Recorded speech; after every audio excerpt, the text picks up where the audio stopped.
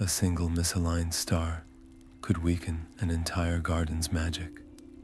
High above the sleeping world, a young nightwatcher named Elara begins her climb up the star spire a full hour early, her quiet lantern held tight.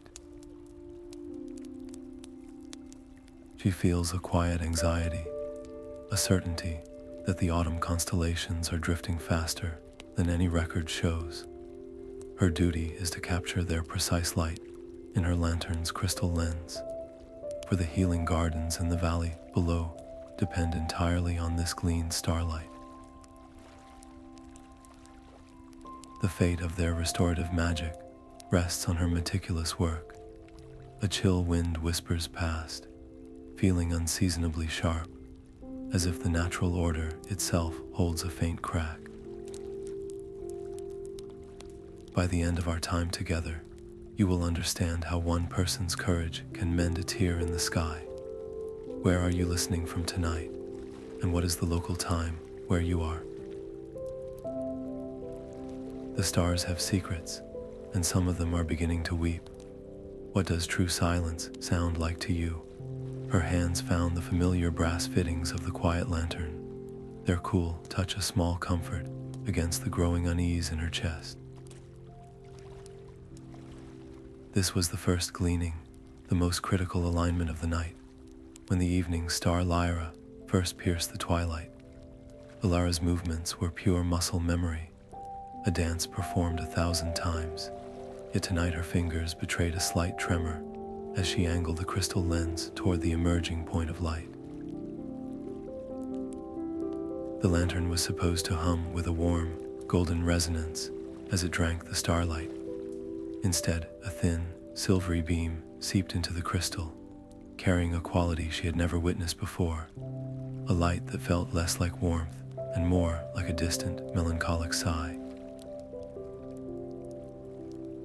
In the small sanctum at the spire's heart, where a bed of nascent healing seedlings lay bathed in the lantern's glow, the tiny leaves shivered as if touched by a sudden frost. A cold knot tightened in Elara's stomach. The instruments, the finely crafted astrolabe, and the resonance stones all registered a reading that was, technically, within the broad historical parameters.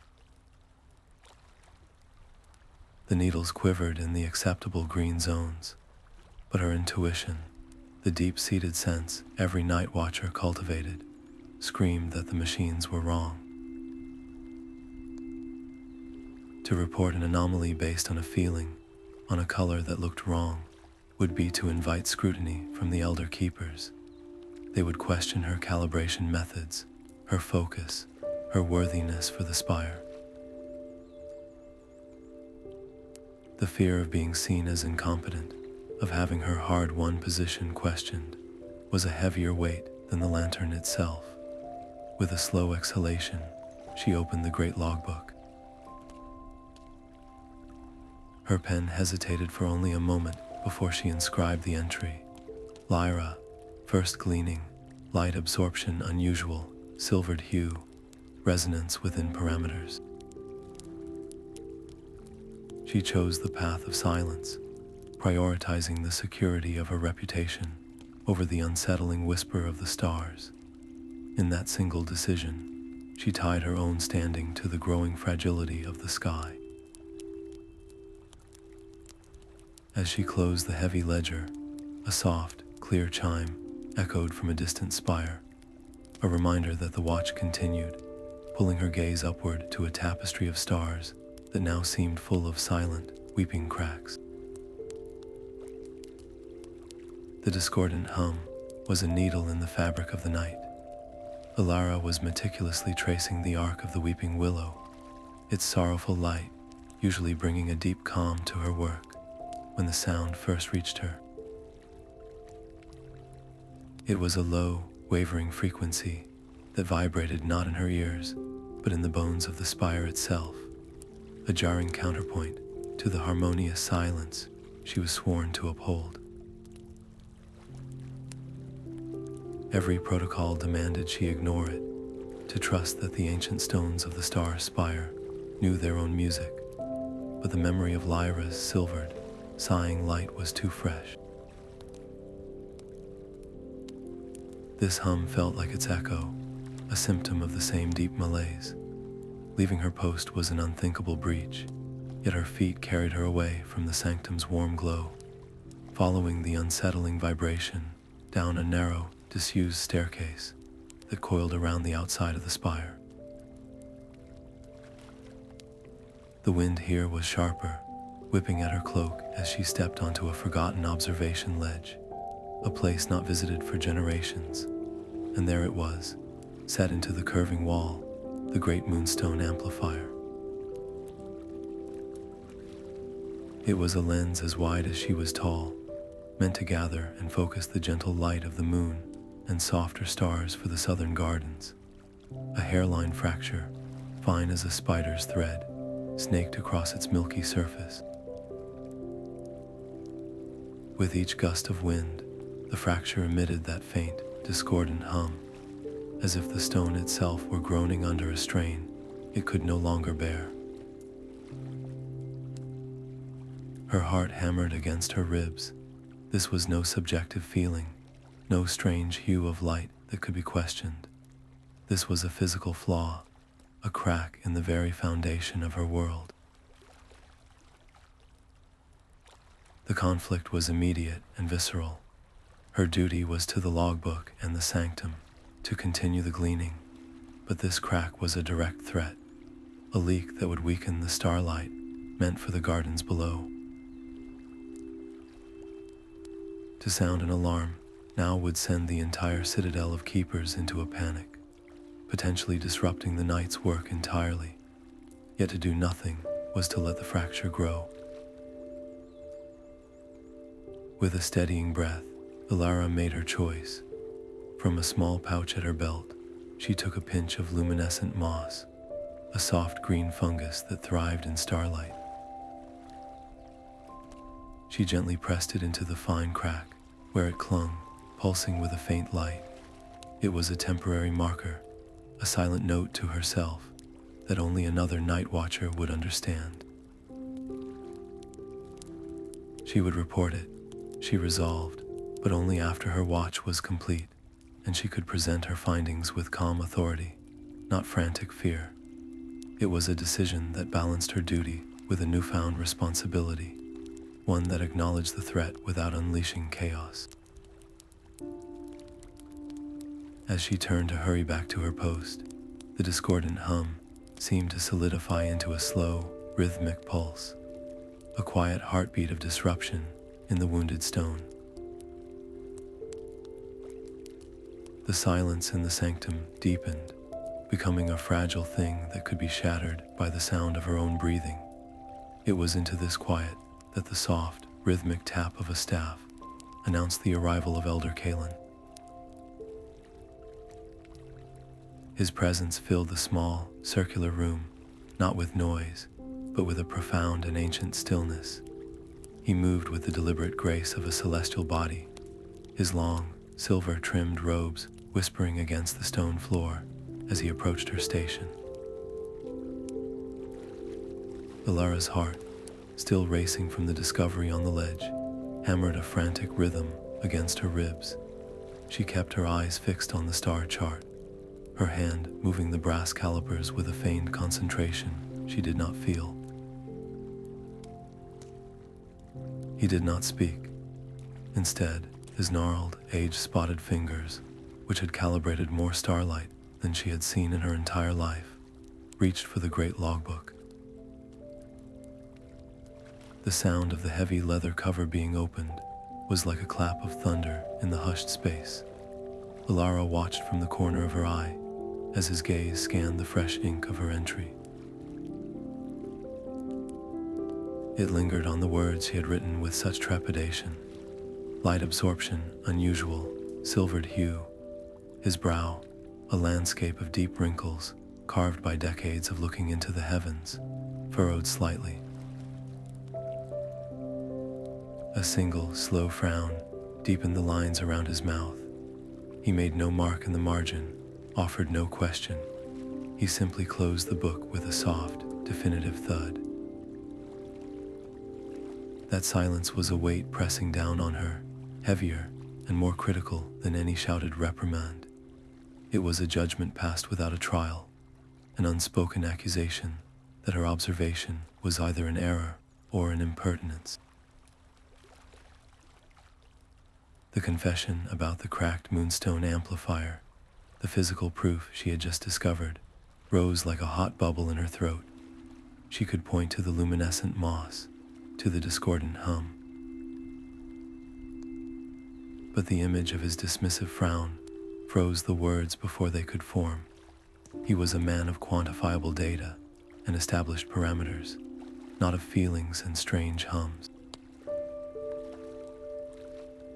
To speak now would be to brand herself as not just mistaken, but fanciful, unstable.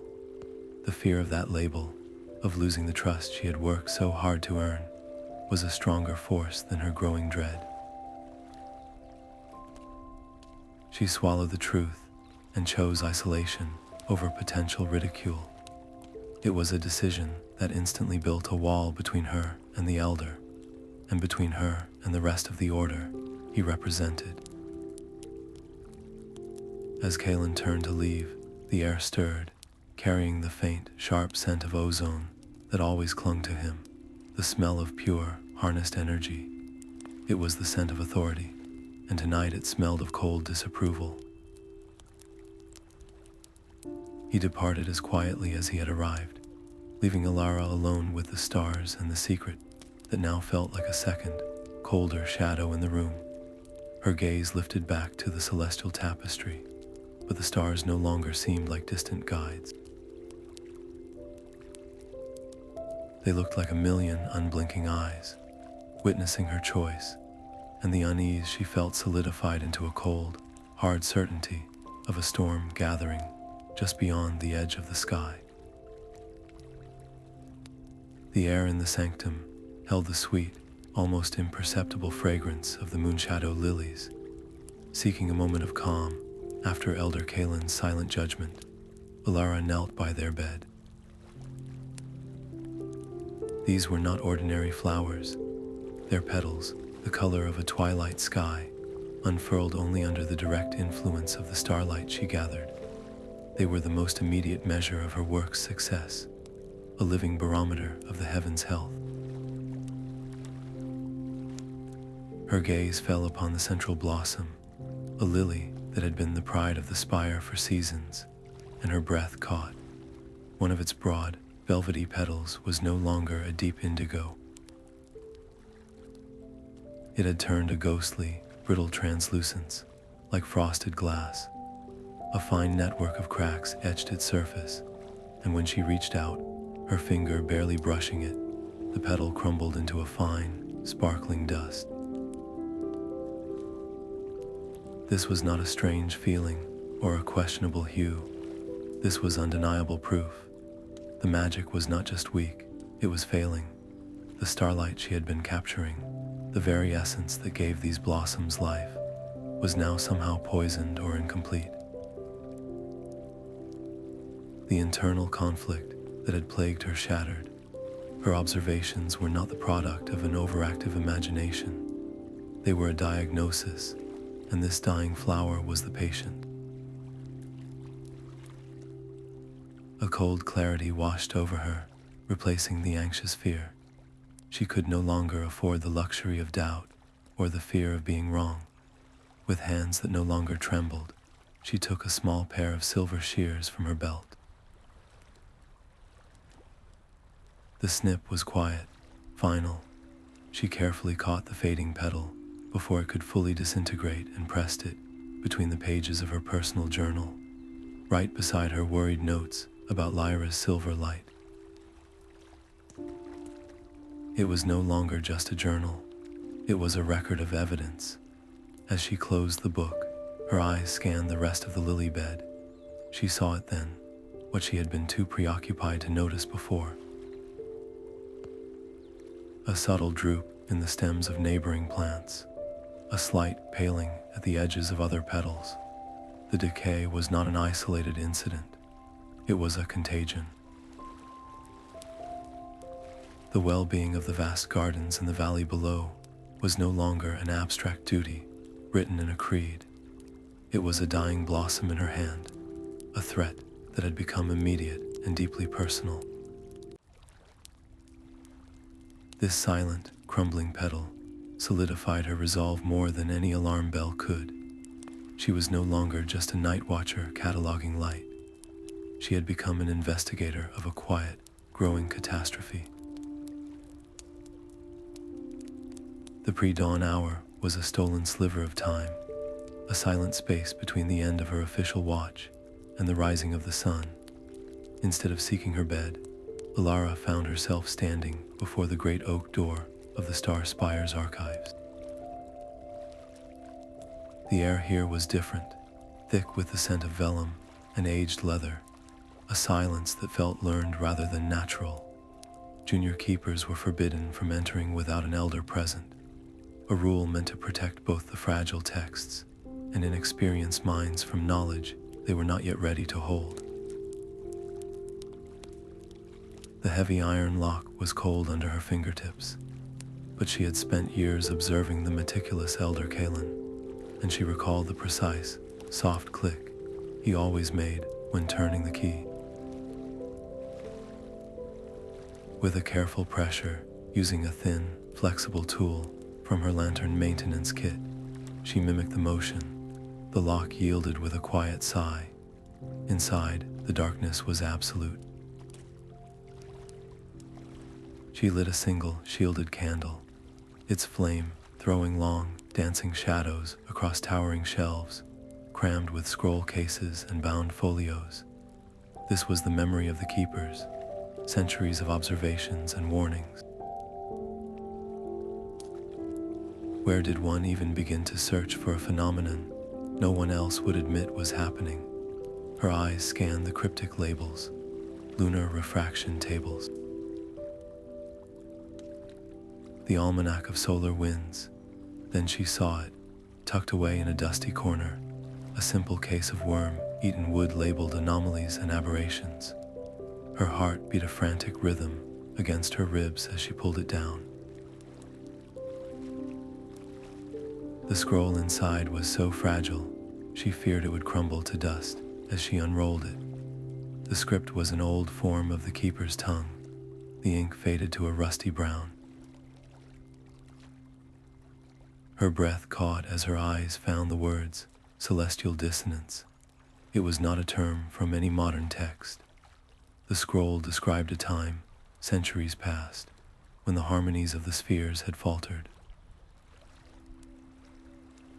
The account was sparse, but the signs were chillingly familiar. Starlight turns argent and cold, it read, a silent weeping in the light. The great amplifiers hum a discordant note, and the most sensitive blossoms wither from within. This was not a malfunction, it was a recurrence, a historical cycle of decay that threatened to repeat itself. A floorboard creaked somewhere in the distant depths of the archives, and Elara froze, her blood running cold. To be caught here meant immediate suspension, the end of her life as a night watcher. The urge to take the scroll, to have the proof in her hands, was a physical ache. But removing it would be discovered, and the knowledge might be lost forever. Instead, she made a choice that balanced her desperation with a deep, innate respect for the order she served. She leaned close to the candlelight, her eyes racing over the ancient text. She committed the key passages to memory, repeating the phrases in a silent whisper until they were etched into her mind more permanently than ink on parchment. The dissonance is mended not by strength, but by alignment. A single heart, attuned to the quiet, must find the source of the tear. She carefully re-rolled the scroll, returned it to its case, and placed it back in its dusty corner, erasing all trace of her presence. As she slipped back into the hallway, locking the door behind her, the fine dust of the archives clung to her cloak and skin. It was no longer just dust. It was the weight of forgotten history, a secret burden now carried on her shoulders alone. The problem had escalated from a personal fear to a cosmic pattern, and the fate of the quiet gardens no longer rested on a correct gleaning, but on breaking a cycle that had begun long before she was born. Orion was the last person she would have chosen for a confession. He was a keeper of stone and steel, a man whose world was defined by measurable stresses and tangible repairs, not by the whispers of ancient scrolls or the strange hues of starlight. She found him at dawn in a lower workshop, his broad back to her as he meticulously sharpened a set of chisels. The air smelled of oil and ozone. Elara waited for the rhythmic scrape of stone on metal to cease before she spoke, her voice barely louder than the sound of her own heartbeat. She mentioned only the cracked Moonstone amplifier, describing the hairline fracture and the discordant hum it emitted with the wind. She offered the physical evidence, the simple, undeniable flaw in the spire's structure, and carefully omitted any mention of silvered starlight or crumbling lily petals, and certainly the forbidden scroll. Orion set down his tools and turned, his face unreadable. He wiped his hands on a coarse rag, his gaze steady and practical.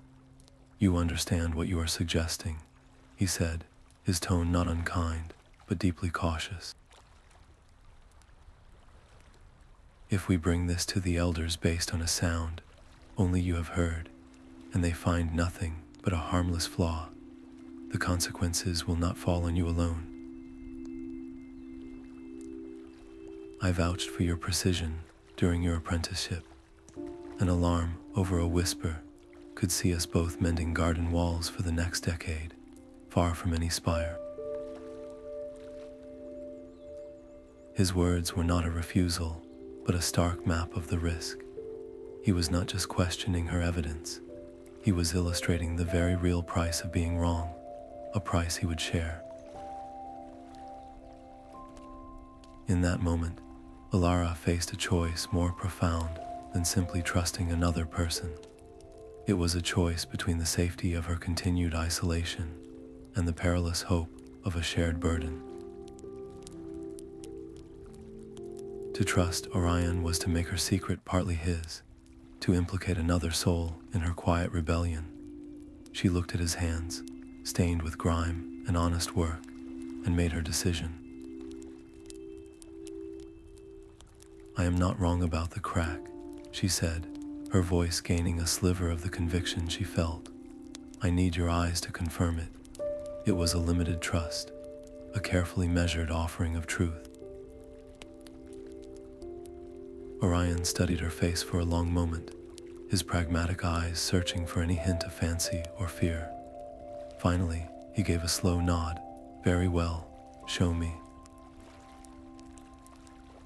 But we do this quietly. Meet me at the ledge at moonrise. Do not be seen." With that simple agreement, the stakes of her investigation were irrevocably raised.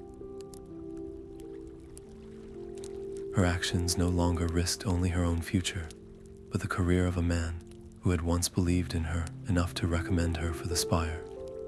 The coming moonrise was no longer just a time of day. It was a deadline, the first concrete step in a partnership built on a foundation of fragile trust and shared danger. The moon was a cold, sharp sliver of silver when they met on the forgotten ledge.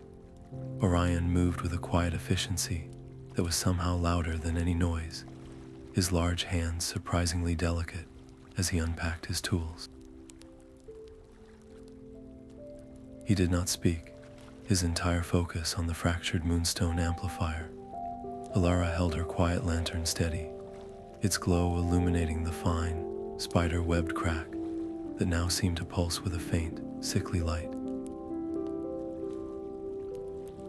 Orion produced a slender brass caliper and a smooth, dark resonance stone. He placed the stone against the fracture and listened, his eyes closing. The grim set of his jaw told her everything before he even spoke.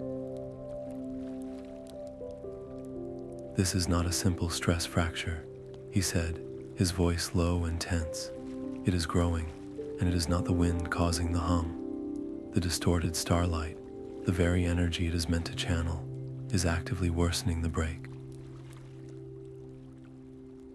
The crack is feeding on the poison it was designed to cure." The confirmation was a cold wave of both vindication and terror. The problem was no longer theoretical, a strange feeling, or a dying flower. It was a physical, accelerating decay, happening right before their eyes. The conflict was no longer about being believed. It was a desperate race against the stone's own disintegration. "We cannot wait for the elders," Orion stated, his pragmatic mind already assessing their limited options. "By the time a council is convened, this amplifier could fail completely, cutting off the southern gardens for a season. But a formal repair requires materials and rituals we do not have time for." He looked at Elara, his expression grave. "There is another way, a temporary stabilization using resonant crystals from my workshop. We would align them to counteract the dissonant frequency, but it is a dangerous procedure. If our calibration is off by even a fraction, the resonant feedback could shatter the entire stone instead of sealing it." The fate of the Southern Garden Starlight supply now rested on this single, unapproved, and deeply risky act. It was a decision made in the shadows, a choice between certain, gradual failure and the chance of catastrophic, immediate collapse. Together, they worked under the watchful gaze of the silver-tinged stars. Orion retrieved the crystals, small, purplish geodes that hummed with a clean, stable energy. Elara used her knowledge of stellar harmonics to guide their placement, her fingers brushing against his as they positioned the stones around the fracture. The silver light from above seemed to pulse in time with their nervous breaths, as if the sky itself were holding that same breath, waiting to see if these two keepers could mend a wound it could not heal on its own. The silence after the shockwave was heavier than any noise. Orion was thrown back against the parapet, his tools scattering across the stone with a clatter that echoed in the sudden void. Elara stumbled, her hands stinging from the raw energy that had erupted from the Moonstone. The brief, beautiful warmth they had created was gone, replaced by a sharp, brittle cold that radiated from the amplifier. The hairline fracture was no longer a fine thread. It had become a jagged lightning bolt, etched across the stone's surface, visibly longer and pulsing with a faint, angry crimson light. The discordant hum had not just returned, it had deepened into a guttural, vibrating groan that they could feel in their teeth. Orion pushed himself up, his face pale in the lantern light. "I was wrong," he said, his voice stripped of its usual pragmatic confidence. "The feedback was not just a miscalibration. The dissonance is actively fighting back. It is defending itself." His words hung in the air, transforming the problem from a mechanical failure into something with a will, an intelligence of its own. The personal risk they had taken, the fear of professional ruin, now felt laughably small. This was no longer about their careers. The crack was growing before their eyes, a wound in the world that was now actively bleeding corrupted energy into the night. Elara looked from the wounded stone to Orion's shaken expression, and the last vestiges of her secrecy crumbled. Her instinct to hide, to protect her own standing, felt like a childish impulse in the face of this escalating catastrophe. The spire was no longer a place of quiet duty. It had become a patient bleeding out and she had been worrying about the opinion of the doctors. "We have to go to the elders," she said, her voice surprisingly steady. "Now, not after my watch, not with a carefully prepared report. Right now." This decision felt less like a choice and more like a physical turning, a pivot away from the shadows of doubt and into the glaring light of responsibility. She was accepting the blame, the suspicion, the potential end of everything she had worked for, because the alternative was unthinkable. The walk to the council chambers was the longest of her life. The familiar corridors of the star spire felt alien, each step amplifying the dangerous thrum that now vibrated through the ancient stones. It was a sound that should not exist, a clear and present signal that the natural order was fracturing.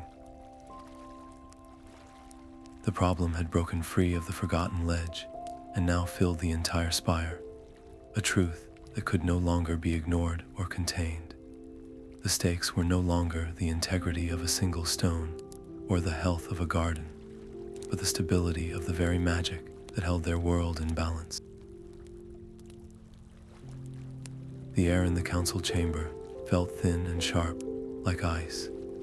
Elara stood beside Orion, the crumbled lily petal resting on a velvet cushion between them and the semicircle of senior keepers.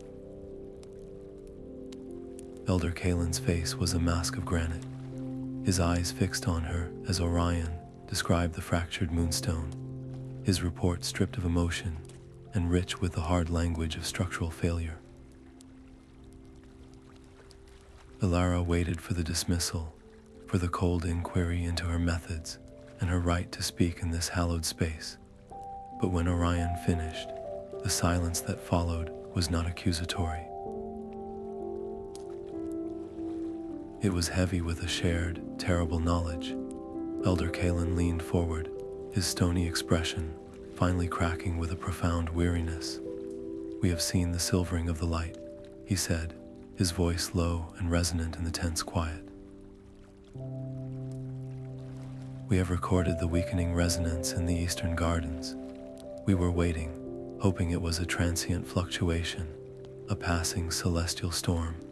Your report confirms it is a pattern.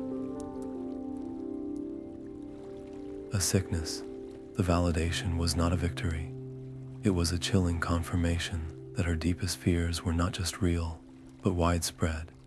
The conflict shifted in an instant. This was no longer a rebellion of a junior keeper against a rigid authority. It was a crisis that demanded every hand, and the tension now simmered not from disapproval, but from the elders' grim admission of their own prior inaction. In that moment, Elara faced a final, personal threshold. She could accept this validation and retreat into the safety of the collective, but the memory of the ancient scroll, with its warning of a recurring cycle, burned in her mind. To withhold that knowledge now would be a betrayal greater than her initial silence. With a steadying breath that felt like her first true breath of the night, she stepped forward. "There is more," she said, her voice clear in the hushed chamber.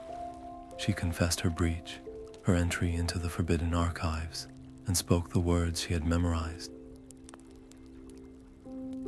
Celestial dissonance. She described the historical account, the identical signs from centuries past, the concept of a tear in the sky that required not just strength, but a heart attuned to the quiet to mend. It was a gamble that placed her fate entirely in their hands, choosing the absolute truth over any chance of personal safety. Instead of outrage, a new, urgent energy filled the room. The Council of Lanterns was no longer a tribunal. It was a war council. The problem was instantly elevated from a secret investigation to a guild-wide threat. The stakes were no longer the fate of a single spire or garden, but the integrity of the magic that sustained their entire world. Scrolls were unfurled, ancient instruments brought forth, and all attention, every worried gaze, was directed toward the weeping stars outside the chamber's great arched window. The quiet had been broken, not by an alarm, but by a shared and terrifying understanding. The decision was not a debate, but a swift, unanimous decree. The weaving of light, a ritual so ancient it was whispered only in the oldest texts, was their only recourse. It required every quiet lantern across every spire to be ignited in perfect synchronicity, their beams not captured but cast outward, interlacing to form a vast, shimmering net of pure starlight to be drawn across the wounded sky. The logistics were a terrifying symphony of precision, with each keeper assigned a celestial coordinate, a specific frequency, a moment in time that could not be missed. When Elder Kalan's gaze settled on Elara, naming her the anchor point for the Western Arc, a cold wave of disbelief washed over her. This was a position for a master, for someone with decades of experience, not for a junior keeper whose own record was now shadowed by her secret investigations. The immensity of the task threatened to crush her. What if her hand trembled at the crucial second? What if her lantern, still feeling the echo of that discordant hum, failed to harmonize? A single misaligned thread in the weave would unravel the entire tapestry, scattering their collective hope into the void. The fear was a living thing in her chest, whispering that her promotion was a terrible mistake, that she was about to become the instrument of their final failure. But then she looked at the faces around the table, at Orion's steady nod, and she saw not judgment, but a desperate, shared trust. The greater good was no longer an abstract concept. It was the fragile petal of a moonshadow lily. It was the groan of a fractured stone. Her own doubts became a luxury she could not afford. "I am ready," she said, her voice clear and carrying a certainty she forced into her bones. In that acceptance, the anxious night watcher who had feared a frown in a logbook was gone, replaced by a keeper who understood that true courage was acting despite the fear, not in its absence. Across the network of spires, a focused, silent anticipation fell. The air grew thick with the scent of polished brass and charged crystals, as hundreds of lanterns were prepared for a purpose they had never served. The fate of the healing gardens and the delicate balance of light and silence they preserved now rested on the flawless execution of a forgotten dance, and on the steady hands of a young woman who had learned to trust the quiet voice within. A single, pure note was meant to rise from the spires. Instead, the night tore open with a scream of light. As the keepers raised their lanterns in unison, a jarring, fractured chorus erupted from the heavens. The beams of starlight, meant to weave together into a seamless net, twisted and recoiled against each other. It was not a failed ritual, it was a battle. The silver corruption in the stars pulsed with a malevolent intelligence, actively repelling their efforts. Across the network, several lanterns flickered violently and dimmed, their keepers crying out as the discordant energy surged back through their instruments. The external conflict was now a direct, visceral struggle, a war of frequencies fought in the silent medium of the sky. The shimmering net they had hoped to create was nothing but a tangle of broken threads, and with each passing second, the dissonance grew stronger, feeding on their failed attempt. Elara felt the strain in her own lantern, the crystal lens growing hot and the beam wavering uncontrollably. To hold the pattern was to ensure their collective defeat. In that moment of chaos, her eyes were drawn not upward, but to the wounded Moonstone amplifier on the ledge below. It was now glowing with the same angry crimson she had seen after the failed repair, a focal point for the corruption. The prescribed pattern was a map for a world that no longer existed, with a gut-wrenching certainty that this would be her last act as a keeper. She made a split-second decision. She broke formation. Ignoring her assigned coordinate, she swung her quiet lantern downward, aiming its faltering beam not at the weeping stars, but directly into the heart of the cracked Moonstone. It was a desperate gamble. If the corrupted stone could not withstand the energy, it would shatter into a million useless fragments, and she would be blamed for its destruction. But if she was right, if the amplifier's original purpose could be reversed, it might focus their scattered power into a single, piercing lance of pure light. Her solitary beam cut through the chaotic glare, a silent act of defiance that risked everything on a feeling, a memory of an ancient scroll, and the fragile hope that a wound could sometimes become a weapon. A shriek of fractured light should have answered her defiance. Instead, a profound silence swallowed the world. The crimson pulse within the Moonstone vanished, replaced by a deep, resonant hum that was neither discordant nor gentle, but ancient. Elara's solitary beam, meant for the stars above, was being drawn into the crack as if the stone were a thirsty root. The jagged fracture no longer looked like a wound. It began to glow with a soft, internal radiance, transforming the milky Moonstone into a colossal, living lens. The chaotic battle in the sky above was not reflected in its surface. Instead, the amplified light projected a new image directly onto the canopy of night, a vision clear and heartbreaking. There, tangled in the familiar lines of the constellation Lyra, was the source of all their sorrow. It was not a malevolent force, but a creature, a being woven from the very starlight it now poisoned, its form suggesting a young, celestial heart with antlers of shimmering gas and nebulae. It was trapped in a vicious web of crackling, dark energy, its silent struggles sending painful ripples of corrupted light across the heavens. The weeping they had sensed for weeks was not the sky grieving for itself. It was this star beast's agony echoing through the cosmos, the entire conflict transformed in an instant. This was not a war to be won, but a rescue mission. The dissonance was not an attack, it was a cry for help, a symptom of a suffering that had festered until it threatened to infect the universe. A chilling moral dilemma settled over the spires.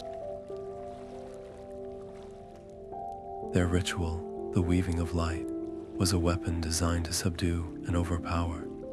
To use it now would be to assault the very being they needed to save, likely destroying it in a final, tragic burst of misunderstood kindness. Elara did not hesitate. Lowering her lantern, she began to gently modulate its light, shifting the frequency from a sharp, counteracting force to a soft, soothing radiance. It was a language of comfort, not conflict. She then signaled to the other keepers, not with a shout, but by allowing her lantern's new, gentle resonance to pulse through the network, a clear, silent instruction to change their tune. One by one, the violent beams of light from the other spires softened, their aim shifting from battling the silvered aura to gently enveloping the trapped creature. The weeping that had been a distant, unsettling sigh now became a clear, poignant melody in their minds, a guide for their efforts. The stakes were no longer about power or the preservation of magic. They were about the ethics of their craft, the profound responsibility that came with tending to the light. Could they heal without causing further harm? The fate of the gardens below was now inextricably linked to the compassion they could extend to a single, innocent heart of light, crying out in the dark.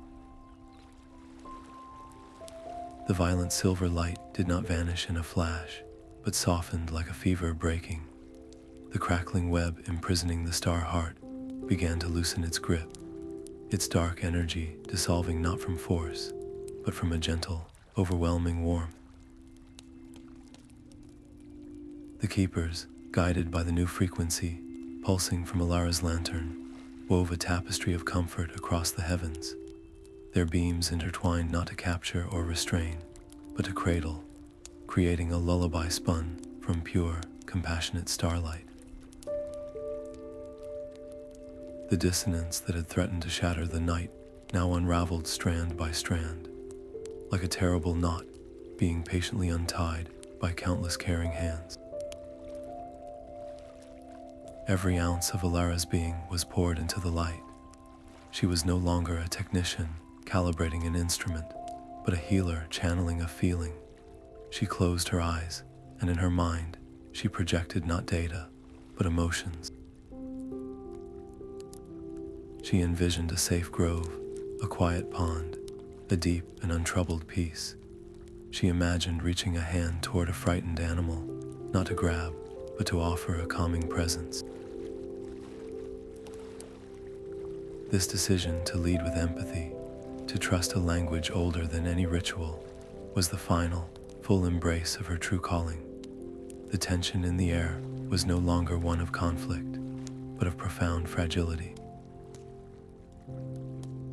The slightest shift, a beam too bright or a frequency too harsh, could shatter the tentative trust they were building. The fate of the creature, and by extension, the entire celestial balance, now hung on the sustained, collective compassion of every single keeper. The air in the spires grew thin, the very silence straining to listen. All of existence seemed to hold its breath, waiting for the first, hesitant response from the heart of the weeping stars. The terrible web did not break, it simply dissolved, as if the dark energy composing it had forgotten how to hold its shape.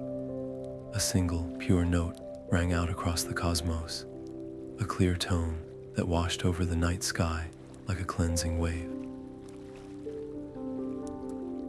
It came from the small star heart, now free, its form shimmering with a gentle, untroubled light.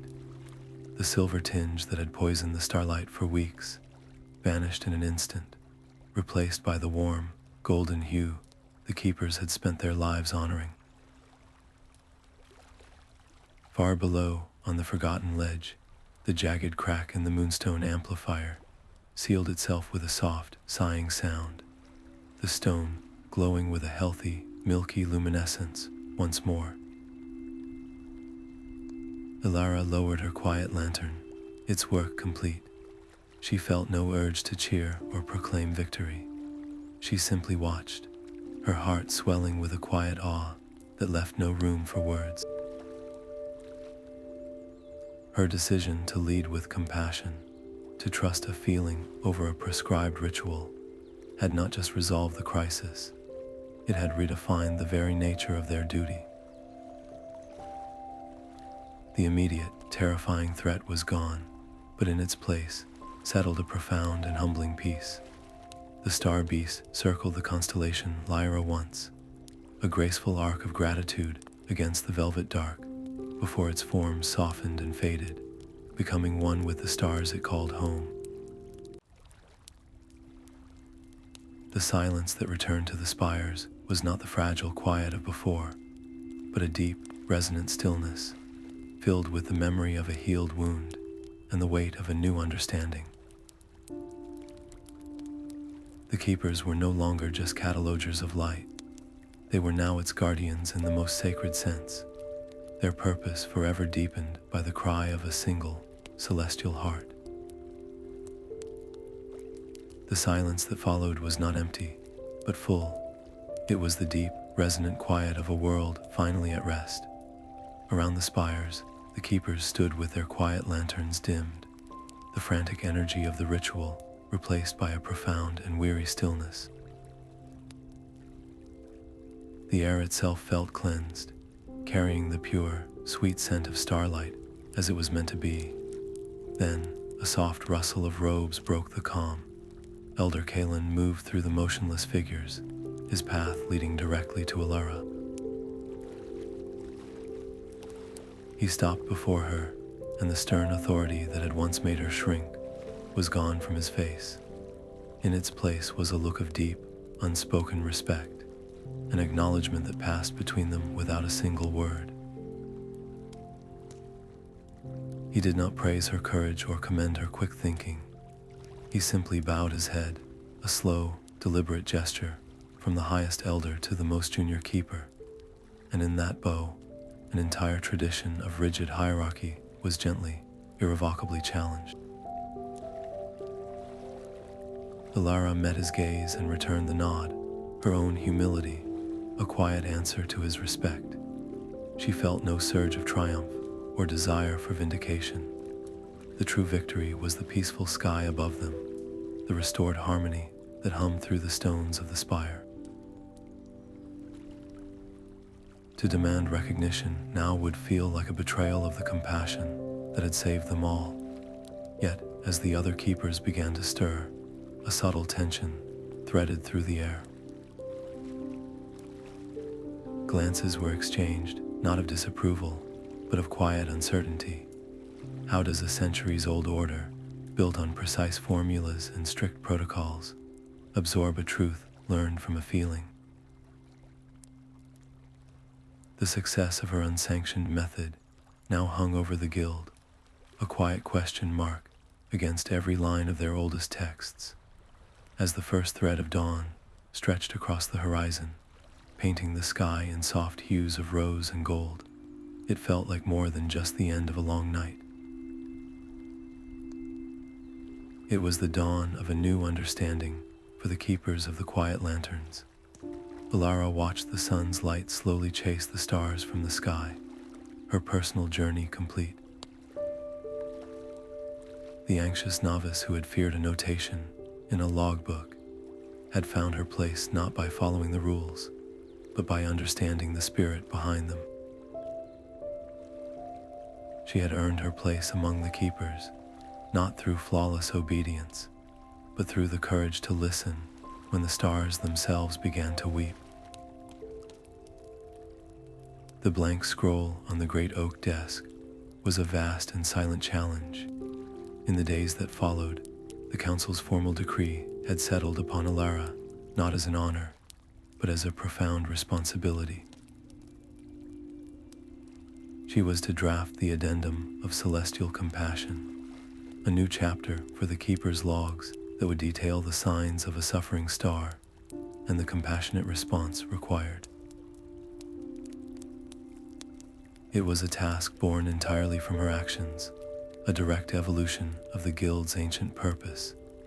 Yet, as she sat with a fresh pot of ink and a new quill, a quiet dread whispered in her mind. Who was she, a junior keeper who had broken every rule, to presume she could shape the teachings for generations to come? The memory of her own initial fear, her decision to remain silent in the logbook, haunted her.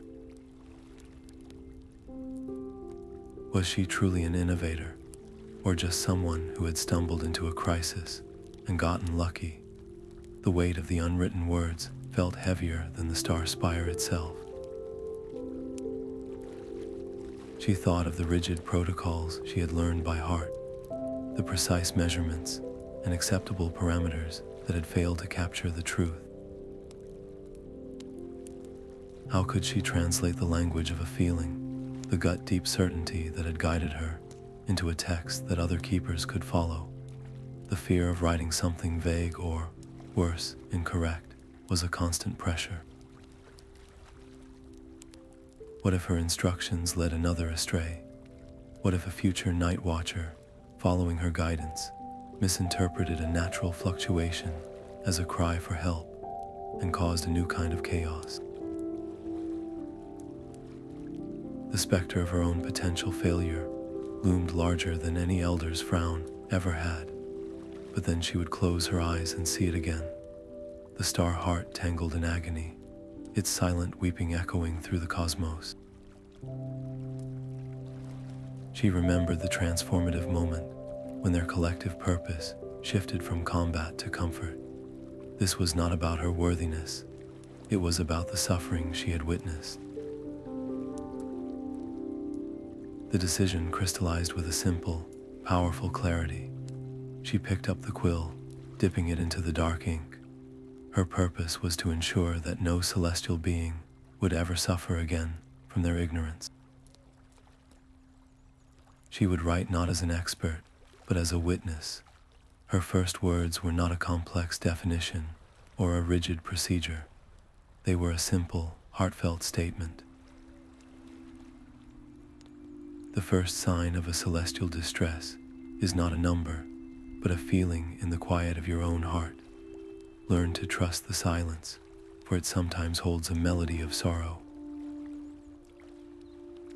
With that first sentence, the imposter syndrome began to recede, replaced by a focused determination. She dedicated herself to the painstaking work of translating her experience into a new kind of knowledge. She described the silvered hue of the light not as a statistical anomaly, but as a quality of cold melancholy. She wrote of the discordant hum not as a structural fault, but as a symptom of a deeper pain. Her guide became a blend of the empirical and the empathetic, teaching future keepers to listen with their instruments and their intuition in equal measure. The legacy of that single, compassionate choice under the weeping stars was now being woven into the very fabric of the Guild's future, a promise etched in ink that their vigilance would forever be paired with a boundless heart. The scent of chalk dust and old wood filled the small, sunlit lecture hall, a space Elara had only ever entered as a student. Today, she stood at the front, a circle of young, curious faces looking up at her. These were the newest novices, their robes still crisp, their quiet lanterns yet to be assigned. They expected a lesson on stellar magnitudes or lens calibration. Instead, Elara placed a single, pressed moonshadow lily petal on the table before them.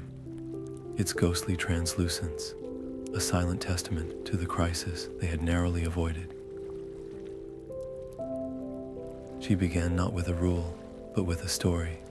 She spoke of a sound, a discordant hum that was not a malfunction, but a cry. She described the vision in the Moonstone, the star heart trapped in a web of its own agony.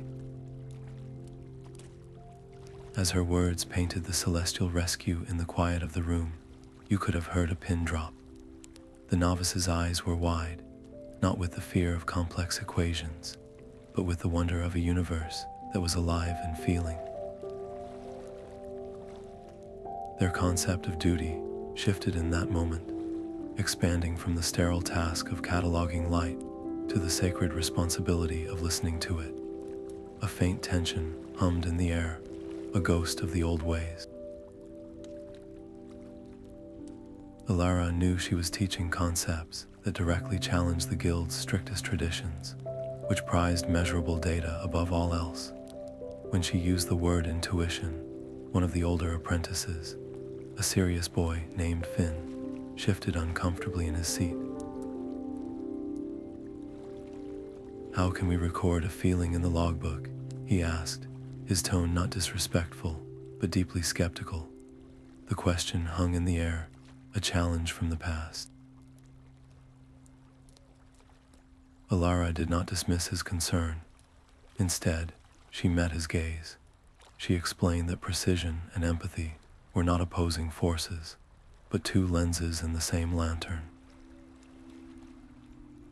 "You must know the exact frequency of Lyra's light," she said, her voice calm, but you must also learn to feel when that frequency carries a note of sorrow. The truth of her lived experience, the undeniable evidence of the healed sky, gave her words an authority that no textbook could match. Finn's skepticism softened into thoughtful contemplation as she guided them through a simple exercise, asking them to close their eyes and describe not what they saw in their mind's eye, but what they felt. In choosing to teach this balance, Elara was forging a new path for her students, one that honored the guild's history while courageously evolving its heart. The future of the Keepers was being quietly reshaped in this sunlit room, with every captivated glance and every new question asked. Looking at their hopeful, earnest faces, she saw a reflection of her own younger self, full of anxiety and a desire to get everything right. Now, through the lens of hard-won experience, she understood that the most important thing to get right was the courage to care deeply and the wisdom to listen when the universe begins to whisper its secrets. The noon sun poured its golden warmth over the healing gardens, but the true light came from within. Elara found the Moonshadow lily not merely restored, but transformed. Its petals, once brittle and ghostly, now shimmered with a deep, velvety indigo, and they seemed to hold captured starlight within their very fibers, glowing with a soft, internal luminescence, even in the full light of day. New blossoms had burst forth around it, each one larger and more vibrant than any record had ever described. This was not a simple recovery, it was a celebration, a direct and tangible expression of gratitude from the natural world.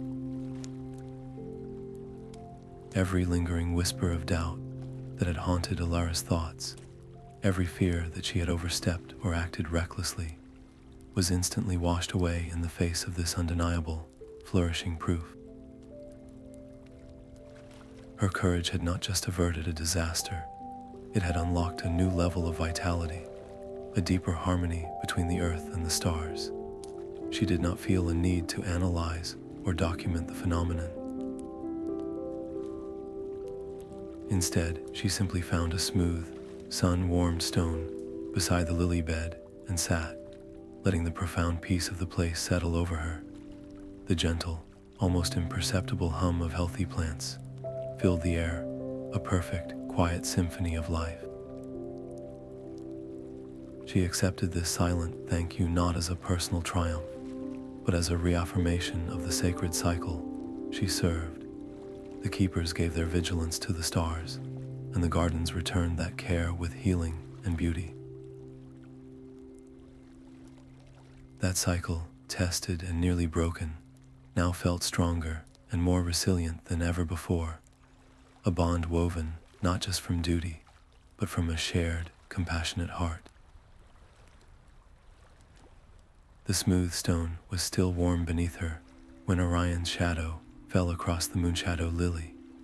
He stood for a long moment, his practical eyes taking in the flower's impossible, starlit glow, and the deep peace of the garden seemed to settle on his broad shoulders as well. He did not start with a greeting. His voice was low and thoughtful, the same tone he used when assessing a complex repair. The council has spent 3 days debating the new addendum to the logs, he said. They approve of the words, but they are treating it as a historical record, a footnote to a past event. His gaze shifted from the lily to Elara. We cannot let this become a forgotten lesson. We need to make it a living practice. He then laid out his idea with the clarity of an engineer drafting a blueprint. He proposed they formally petition the Council of Lanterns to establish a new, permanent position within the Order, a role he called the Watcher of the Weeping Stars. This would not be a keeper who simply recorded light, but but one dedicated solely to monitoring the subtle emotional frequencies of the constellations, to listening for the first signs of celestial distress before it could ever manifest as a crack in stone or a withering petal. The proposal was breathtaking in its ambition. It sought to take the change Elara had embodied and weave it directly into the guild's structure, to make compassion an official duty. The tension in the idea was immediate and profound. Convincing the elders to accept a new chapter in the logbook was one thing, but asking them to create an entirely new role, one based on intuition and empathy rather than purely quantifiable data, would be seen as a radical challenge to their entire tradition. Elder Kalan's respectful bow in the spire's aftermath was a powerful gesture, but it was not a promise to dismantle centuries of protocol. The traditionalists would argue that such a watch was unnecessary, that their existing instruments were sufficient, and that giving official sanction to a feeling was a step toward chaos. Elara did not need a single moment to consider her answer. She looked at the vibrant lily, a testament to what was possible when someone dared to listen, and then back at Orion. Her agreement was not just a yes, it was a pledge. "I will help you draft the petition," she said, her voice firm. "We will write it together." Her decision cemented their partnership, moving it from a secret alliance in the dark to a shared mission in the light of day. It showed that her commitment was not to personal vindication, but to ensuring the safety of every star and every garden that depended on them. The stakes of their quiet conversation, there in the sunlit garden, were in many ways higher than those of the celestial battle. Success would mean a fundamental evolution of the keepers of the quiet lanterns, a shift from being archivists of light to becoming active guardians of celestial well-being. Failure would mean that their hard-won understanding might slowly fade into legend, leaving the stars vulnerable once more. And so they began, right there on the garden path, brainstorming the arguments they would need, their voices a soft counterpoint to the hum of the thriving plants, their shared purpose now the foundation upon which the future of their entire order would be built. The chamber of the Council of Lanterns held a silence so profound it felt like a physical substance. Elara stood beside Orion, the parchment of their petition resting on the great oak table between them and the semicircle of elders. The air, usually scented with beeswax and old paper, today smelled of tension and impending change. Orion spoke first, his voice a steady, pragmatic anchor. He laid out the structural argument, framing the new role of Watcher of the Weeping Stars not as a rejection of tradition, but as a necessary reinforcement, a new tool added to their kit to prevent the very structural decay they had just witnessed. His words were logical, precise, and carefully designed to appeal to the Keeper's ingrained respect for function and stability. Then, it was Elara's turn. The eyes of the most senior members of their order were upon her, and the old fear, the instinct to hide behind data and acceptable parameters, whispered at the edges of her mind. But she looked at Elder Kalan, and she saw in his weary eyes not judgment, but a deep and thoughtful listening. She made a decision in that moment to abandon the carefully prepared notes in her pocket. She would not argue with logic, for logic had failed them. She would speak from the truth of her experience. Her voice, though soft, carried through the silent chamber with a clarity that surprised even her. She did not speak of frequencies or anomalies. She spoke of the sound of weeping woven into the starlight. She described the vision of the trapped star heart, not as a celestial event, but as a moment of shared suffering. She asked them to remember the feeling in the spire when the moonshadow lily petal crumbled to dust, a feeling that was not recorded in any logbook, but was felt by every heart present.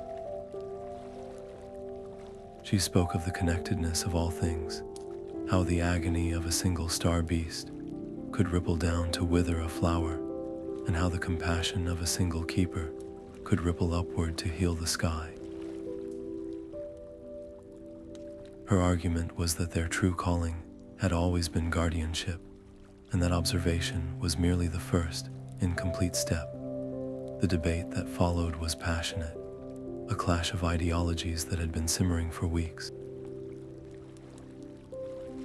Traditionalists argue that codifying intuition was a path to subjectivity, an error, that their strength lay in their unwavering standards. Progressives countered that their standards had nearly cost them everything, that to ignore the lesson of the weeping stars was the greater error. The tension was not of anger, but of profound transformation, the painful stretching of an ancient identity to accommodate a new truth. When the time came for the final vote, the chamber was split evenly. All eyes turned to Elder Kalan. He rose slowly, his gaze sweeping over the assembly, lingering for a long moment on Elara's face. The stern elder who had once frowned at her logbook entry was gone. In his place was a man humbled by the universe's complexity. He spoke of the scrolls in the archive, of cycles of dissonance that had been recorded and forgotten. He said that the greatest failure of their order would not be a misaligned star, but a failure to learn. Then he cast his vote in favor of the petition. The sound that filled the chamber was not a roar of victory, but a wave of quiet, respectful applause, a sound that was both an ending and a beginning. It was the sound of a guild choosing to evolve, of an identity expanding to officially encompass a boundless heart. The stakes of their quiet argument could not have been higher, for in that moment, the celestial realms gained a new layer of protection, and the future of the quiet gardens was secured by a promise of deeper, more compassionate listening. The polished crystal of her new lantern felt warm against her palm, a living thing attuned to the silent music of the spheres.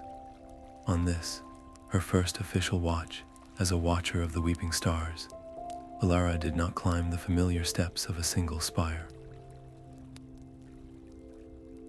Her path now traced a slow, deliberate arc between the great stone towers, a roving sentinel for the heart of the sky. The old solitude of the night watch was gone, replaced by a profound sense of connection. Each spire she passed hummed with a quiet, friendly resonance, a subtle acknowledgement from the keepers within that she was not alone in her vigil. Her duty had transformed from a stationary observation into an active, engaged patrol of the cosmic balance, a constant listening tour of the heavens.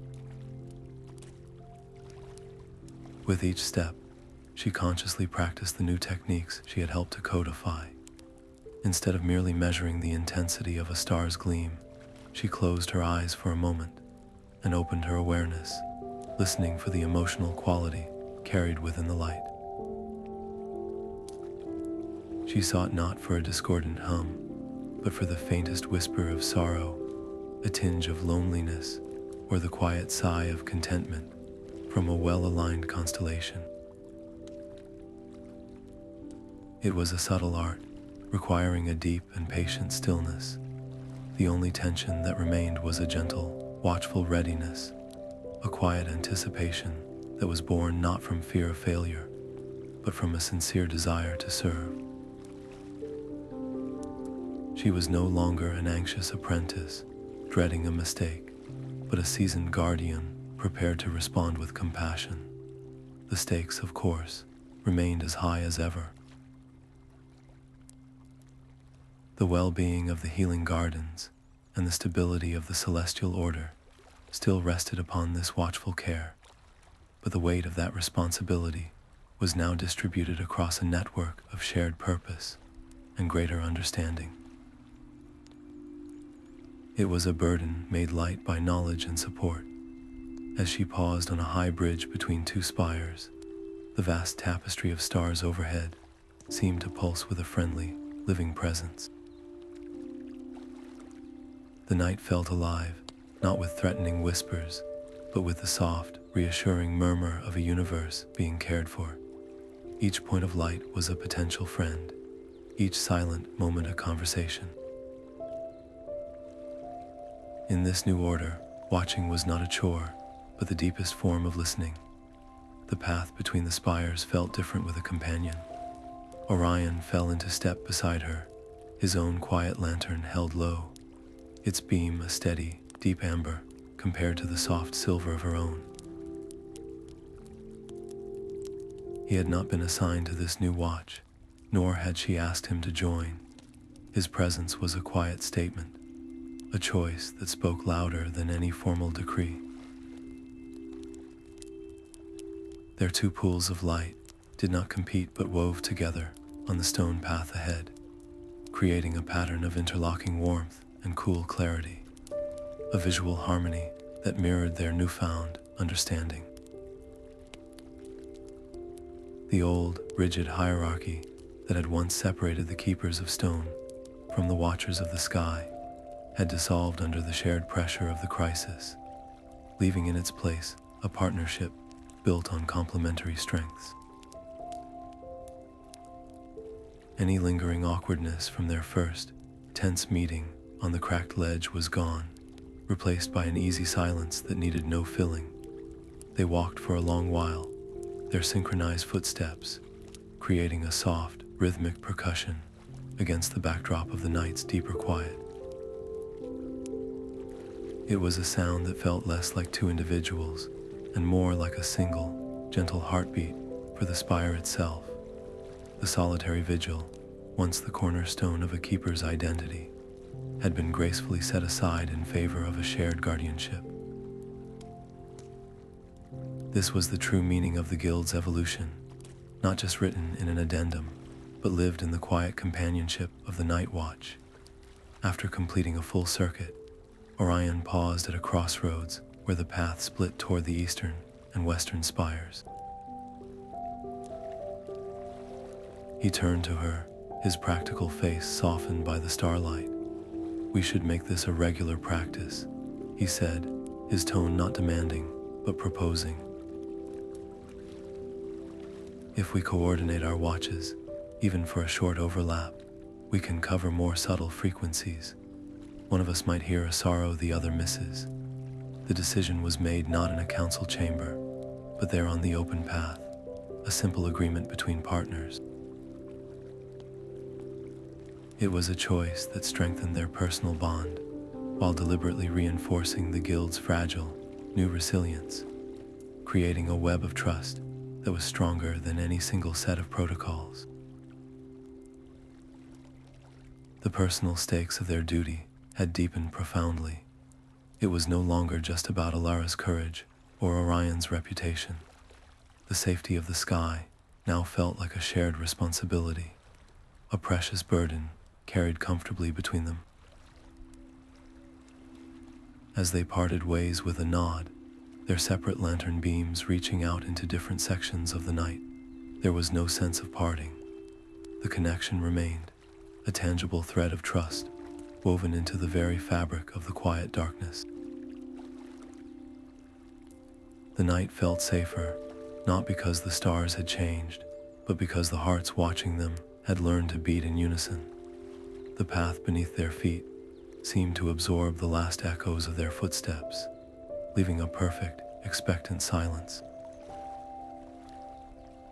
As Elara and Orion paused on a high balcony directly beneath the arc of the constellation Lyra, the air itself changed. It grew warmer, holding a gentle pressure like a held breath. Then it began. A soft, shimmering mist descended around them, not of water, but of light. Tiny, harmless points of warm radiance drifted down like cosmic dew, touching their skin with a sensation of pure, gentle gratitude.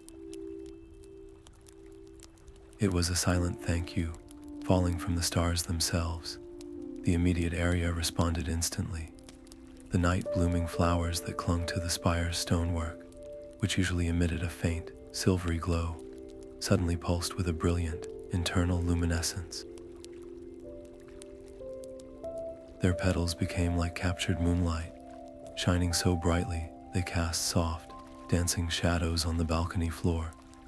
The air grew thick with the sweet, calming scent of their amplified nectar, a fragrance that promised profound rest and deep healing. Elara and Orion did not move. They simply stood together, faces turned upward, and received the blessing. There were no words to be spoken, no ritual to perform. Their decision was a quiet, profound acceptance, an openness to the wonder unfolding around them. In this moment, the last vestige of professional uncertainty melted away. This was not just a validation of their methods, but a celestial embrace. The cosmos was not merely a system to be maintained. It was a living entity capable of acknowledging their care. The gentle ambience of the night was now charged with a friendly, intelligent presence, a feeling that they were not just guardians, but welcomed friends in a vast, starlit conversation. The gentle shimmer of starlight dew still seemed to cling to her robes the following evening, when a soft knock echoed at her chamber door. Elder Kalan stood in the hallway, his usual stern expression softened by the warm glow of the lamp he carried. In his hands he held not a scroll or a formal decree, but a simple, unadorned object that made Elara's breath catch. It was a journal, its leather cover worn smooth by time and the touch of countless hands, the edges frayed and the binding stitched with faded thread.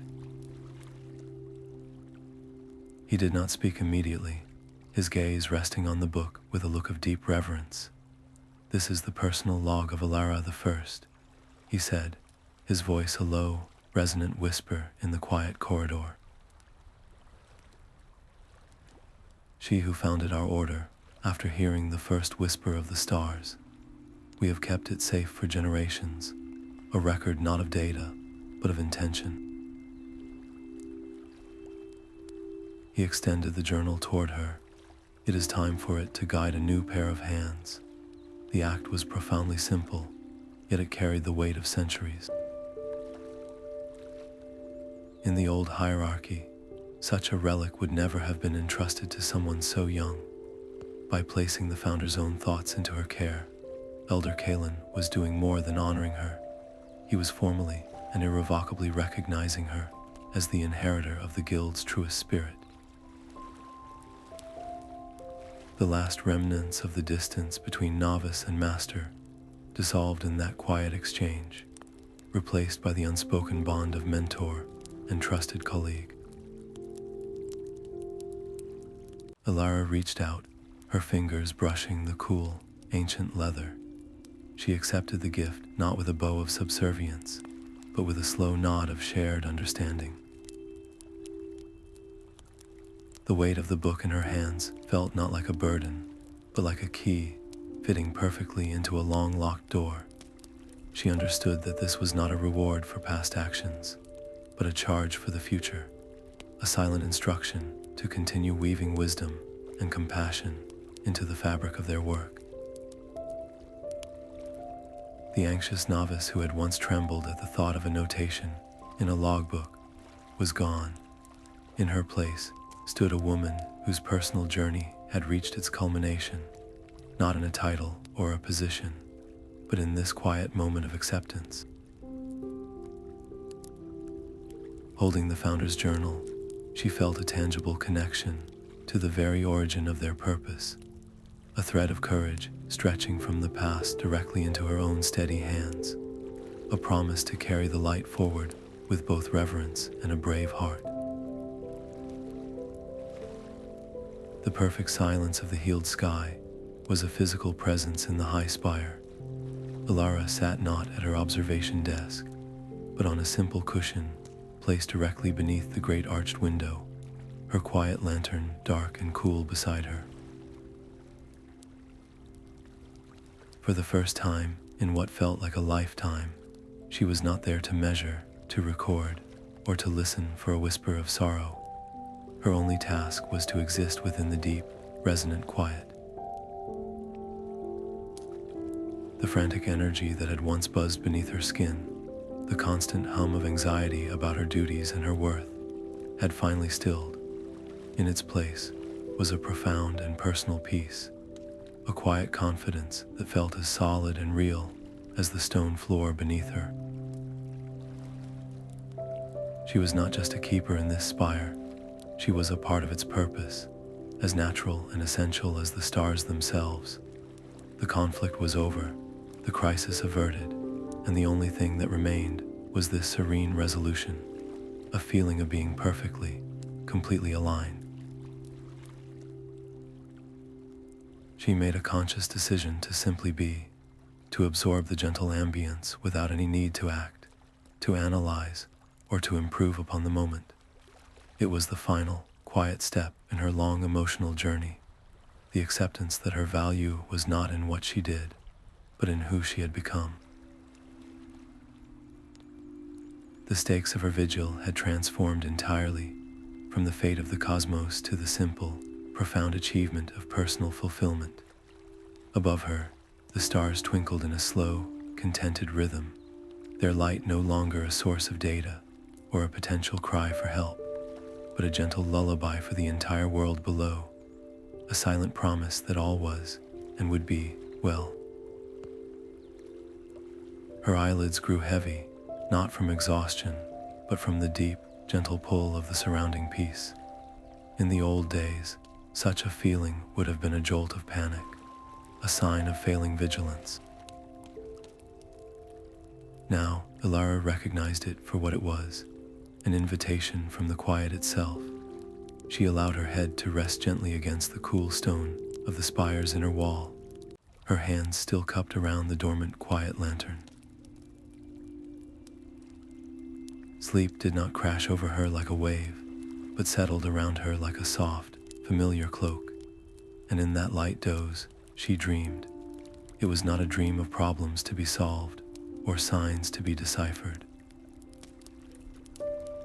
There were no cracks in the sky, no cries of distress. Instead, she saw the star beasts. The celestial heart she had helped free was there, but it was not alone. It danced, a being of swirling nebulas and gentle light, with others of its kind. They moved through the constellations in a slow, graceful ballet, their forms weaving between the familiar stars of Lyra and Orion in a celebration of pure, unburdened existence. Their dance was a silent language of joy, a testament to the safety she had helped restore. This moment of rest was the final, most profound reward. The rigid line that had once separated absolute duty from personal need had completely dissolved. To rest was not to neglect her watch, it was to participate in the very harmony she guarded. Her trust in the peace was so complete that she could lower her own defenses and become a part of the stillness. The ultimate stakes of their long struggle were revealed not in a dramatic victory, but in this quiet ability to sleep without fear. The safety of the cosmos was now so deeply woven that it could cradle a dreaming keeper. Her breathing slowed, deepening into a calm, steady rhythm that fell into perfect sync with the gentle pulse of the starlight filtering through the window, a quiet drumbeat for a world finally, truly at rest. The scent of aged paper and faded ink rose from the open journal, a fragrance of centuries waiting for this moment. Elara's hand, usually so steady when calibrating a lens, trembled slightly as she dipped her quill. The blank page before her was not merely paper, it was the future's memory. Her first stroke was not a word, but a simple, deliberate line, a commitment to begin. She did not write of herself as a hero. Instead, she chronicled the fear, the initial silence in the logbook, the crushing weight of doubt. She wrote of the fractured stone and the dying lily, not as problems solved, but as teachers that had shown her the cost of inaction. Her account became a map of vulnerability, a guide for any future keeper who might feel that first, quiet tremor of unease. She detailed the vision in the Moonstone, describing the trapped star heart with a reverence usually reserved for scriptures, framing its rescue not as a battle won, but as a connection restored. The creation of the Watchers of the Weeping Stars was recorded not as her innovation, but as the Guild's collective awakening, a necessary evolution born from listening to a cry for help. Each carefully chosen word was a quiet promise to every novice who would one day trace these lines, a promise that their intuition was a tool as vital as any astrolabe, and that courage often meant choosing compassion over protocol. When she finally set the quill down, the ink glistening in the morning light, the entry was complete. Her personal journey was now interwoven with the Guild's official history, a permanent thread in the tapestry of their purpose. The legacy of the Weeping Stars was no longer a story to be whispered, but a lesson etched in ink, ensuring that the sky would never have to weep alone again. The first star of the evening was not Lyra, but a gentle, unnamed point of light that winked into existence above the distant mountains. Elara watched it from the high balcony, her hands resting on the sun-warmed stone. There was no tremor in her fingers, no anxious calculation in her heart. The quiet that surrounded her was no longer a fragile thing to be measured, but a deep and familiar presence, like the rhythm of her own breathing. She had not simply learned the patterns of the night, she had become a part of them, her own identity, now woven as seamlessly into the starlight as the constellations were woven into the sky. The world had changed, and she had changed with it. The keepers of the quiet lanterns were no longer just meticulous catalogers of celestial data. They were active guardians of celestial well-being. A deeper, more resonant harmony now hummed between the earth and the heavens, a connection mended by compassion and sealed with a silent, starlit thank you. This profound sense of closure was not an ending, but a homecoming. She had found her true purpose, not in flawless obedience, but in the quiet courage to listen and to care. As dusk deepened into night, the lanterns of the distant spires began to glow, one by one, their soft lights appearing like a constellation of friendly fireflies scattered across the vast, gentle dark. The sight brought a soft smile to her face.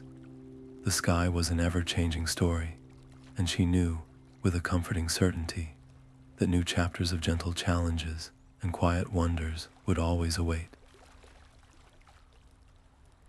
The watch would continue, but the fear was gone, replaced by a peaceful anticipation for all the stories the stars had yet to tell.